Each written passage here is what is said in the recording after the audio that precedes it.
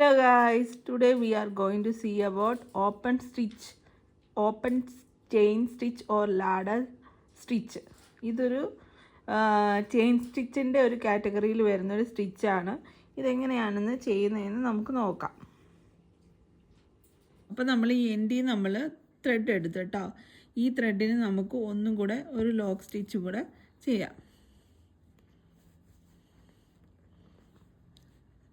ഞാൻ അവിടെ എടുത്തേക്കുന്നത് സിൽക്ക് ത്രെഡാണ്. അത് കഴിഞ്ഞ ശേഷം നമ്മൾ ഫസ്റ്റ് ഈ ഡ്രോ ഇല്ലേ അതിൽ കുത്തും.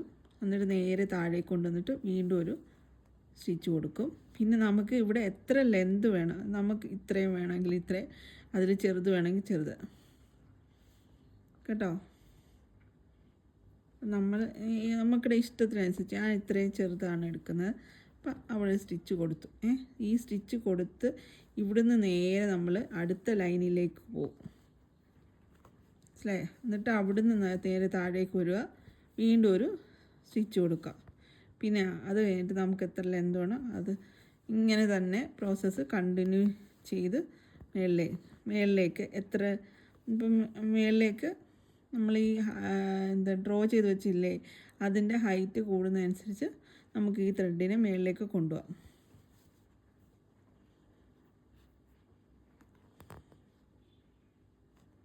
ഇങ്ങനെ കൊണ്ടുപോകാം. എന്നിട്ട് നേരെ താഴേക്ക് എടുക്കുക, ഇവിടെ ഒരു സ്റ്റിച്ച് കൊടുക്കുക. നമുക്കിവിടെ എത്ര ലെന്ത് വേണം ഇങ്ങനെ തന്നെ കണ്ടിന്യൂ ചെയ്ത് പോകാം. അടുത്ത് നമ്മൾ അതിൻ്റെ മേലത്തെ ലൈനിലേക്ക് പോവുക.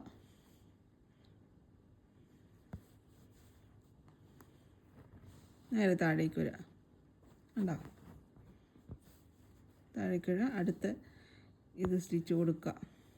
അതിനുശേഷം നമ്മൾ അടുത്ത ലൈന് ചെയ്യുക. ഇങ്ങനെ തന്നെ കണ്ടിന്യൂ ചെയ്യുക. ഇങ്ങനെ തന്നെ കണ്ടിന്യൂ ചെയ്ത് പോവുക. ഇവിടെ ചെയിൻ സ്റ്റിച്ച് കൊടുക്കുക.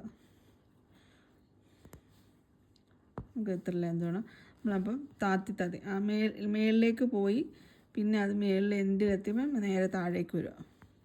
അപ്പം അടുത്ത ലെയർ ഓരോ ലെയർ വെച്ച് നമ്മളിത് തന്നെ കണ്ടിന്യൂ ചെയ്ത് പോവാം. ഇങ്ങനെ തന്നെ അടുത്തത് നമ്മൾ ഇവിടെ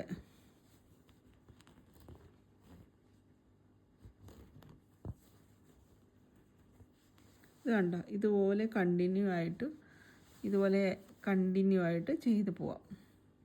നമ്മളുടെ open chain stitch or ladder stitch ഇവിടെ കംപ്ലീറ്റ് ആയിട്ടുണ്ട്. ഇത് ബോർഡർ വർക്കിനൊക്കെ എല്ലാവരും ഉപയോഗിച്ച് വരുന്നതാണ്. സോ ഇതൊന്ന് നിങ്ങൾ സ്റ്റിച്ച് ചെയ്ത് നോക്കണം. Thank you so much for watching my video. God bless you all. Please like and subscribe my YouTube.